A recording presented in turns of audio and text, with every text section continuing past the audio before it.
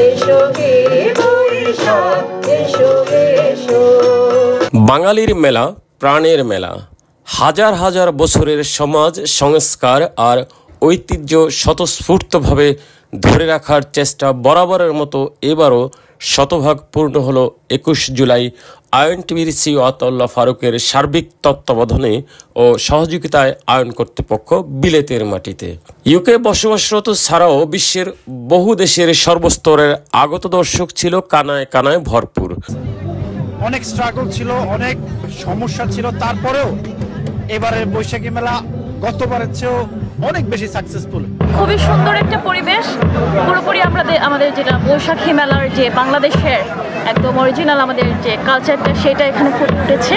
আর সবচেয়ে চমকপ্রদ যে বিষয়টা, এই যে আমি এখন যে রিক্সাটায় বসে আছি, এটার যে এত সুন্দর একটা আয়োজন বা এত সুন্দর একটা চিন্তা আমাদের বাংলাদেশের, যেটা আমরা সবাই জানি, এখন আমরা এটাকে ধীরে ধীরে ঐতিহ্যে আমরা বলতে পারি পরিণত হয়েছে। রিক্সাটা বিলুপ্ত হয়ে যাচ্ছে যেটা। আজকের প্রোগ্রাম আমরা বাঙালির একটা ঐতিহ্য বৈশাখী মেলা, এটার উদ্দেশ্যে আইএনটিভি করতো। এটা আমি আজকে ছিলাম রেলিতে, দুল বাজাইছি, আমি একজন মিউজিশিয়ান। আর সবাইকে বলতেছি আসো মেলাতে এনজয় করো, সবাই আসলে আমরাও এনজয় করবো, আপনাদেরকেও আমরা সাপোর্ট করবো ইনশাল্লাহ। আর আমার ভাই অনেক দূর থেকে আইসেন। Island Stadium for the 2024 Boishaki Mela Food Festival. Just want to tell you guys, we got our mum's sweet zal sauce, we got our mum's zal sauce.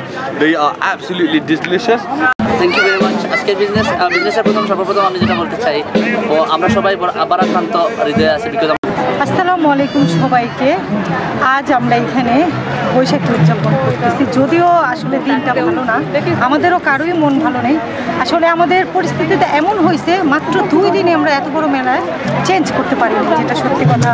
আমরা যারা স্টল নিয়েছি তারা সবাই অলরেডি কেনাকাটা করে ফেলছে, রান্নাবান্না করে ফেলছে, এই কারণে আমরা করতে এটা বাধ্য হয়েছি, সত্যি কথা যেটা। আর তারপরও আমার মনে হয় মানুষ দেশে একটু স্বাভাবিক হয়েছে সব কিছু, এর জন্য এখন লোক আসা আরম্ভ হয়েছে।